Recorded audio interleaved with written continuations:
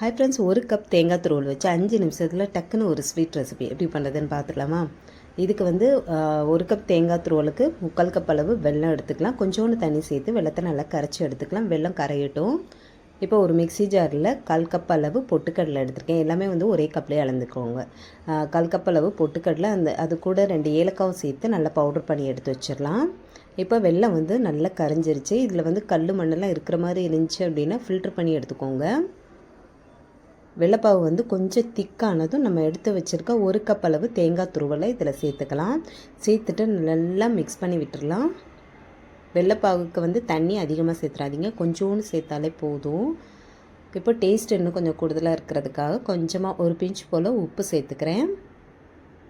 இப்போ நல்லா மிக்ஸ் பண்ணிகிட்டே வரலாம்.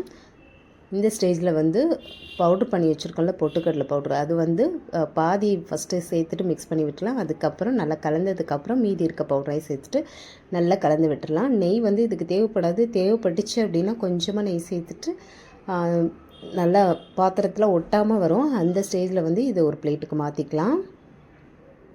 இது கை பொறுக்கிற சூடு இருக்கும்போதே நம்ம உருண்டைகளாவோ அப்படி இல்லைன்னா நம்மளுக்கு பிடிச்ச ஷேப்பில் வந்து கட் பண்ணி எடுத்துக்கலாம்.